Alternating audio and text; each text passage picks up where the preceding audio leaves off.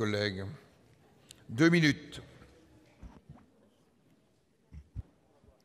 Monsieur le Président, chers collègues, ma question s'adresse à Monsieur le ministre des Affaires étrangères et du Développement international.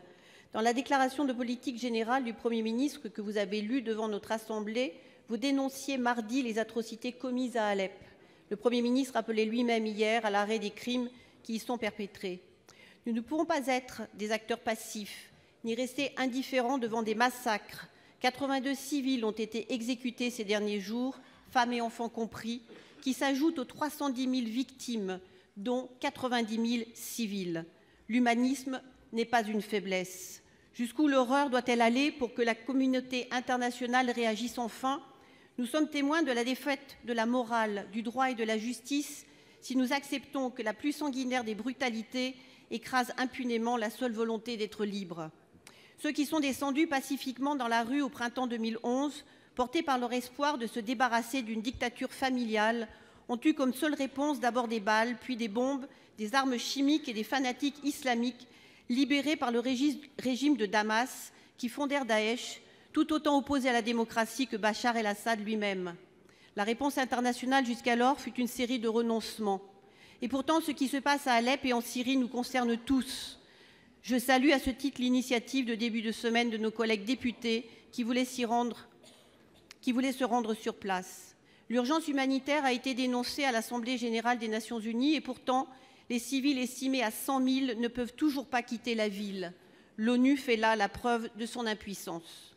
Il est évident que la bataille d'Alep et ses cortèges d'horreur ne visent malheureusement pas à abattre le terrorisme, mais bien à écraser toute contestation politique. Les insurgés ont perdu et nous assistons maintenant à leur massacre. Alors, Monsieur le ministre, quelles actions la France entend soutenir pour sortir les civils de l'enfer d'Alep? Que pouvons-nous faire pour nous assurer que les responsables de ces crimes de guerre et crimes contre l'humanité soient poursuivis un jour? Je vous remercie. Pour vous répondre, la parole est à Monsieur Jean-Marc Ayrault, ministre des Affaires étrangères. Monsieur le ministre, pour 2 minutes. Merci, Monsieur le Président. Madame la sénatrice, je vous remercie une fois de plus d'attirer l'attention sur la situation terrible qui se déroule aujourd'hui à Alep, que la France ne cesse de dénoncer et que malheureusement nous avions anticipé en dénonçant la stratégie de guerre totale du régime de Bachar el-Assad et ses soutiens russes et iraniens. Aujourd'hui, c'est la situation terrible à laquelle nous assistons. Une population civile qui veut partir, mais qui ne peut pas le faire, ou quand elle le fait, c'est au péril de sa vie. Une ambulance a été bombardée, reçu des tirs d'armes lourdes. Il y a eu un mort. C'est un symbole de cette tragédie que je voulais juste mentionner. Donc, nous exigeons, et nous répétons cette exigence, et elle sera à nouveau exprimée au Conseil européen d'aujourd'hui par le Président de la République, que tout soit fait pour laisser sortir les civils, mais en toute sécurité. Et aussi les combattants, sans qu'ils soient l'objet d'exactions et d'exécutions sommaires. Et pour ça, il faut que soient mis en place les observateurs des Nations Unies. C'est la seule condition possible d'une garantie pour ces hommes, ces femmes, ces enfants qui veulent survivre tout simplement.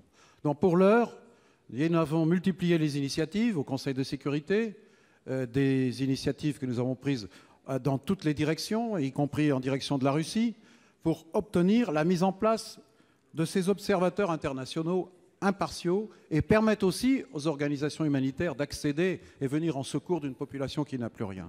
La première urgence, c'est donc l'urgence humanitaire. Mais la deuxième urgence et la deuxième exigence qui est la nôtre, c'est que la guerre s'arrête, que les hostilités s'arrêtent, parce que rien n'empêche la poursuite des combats sur le reste de l'ouest de la Syrie utile.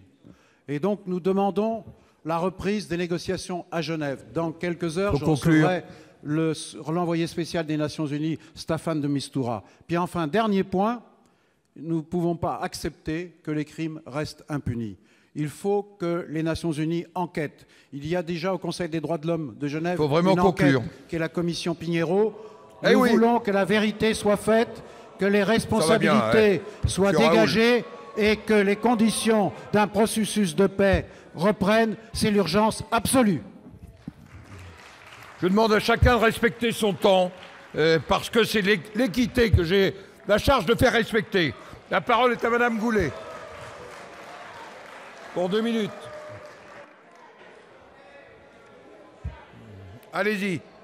Et vous seul.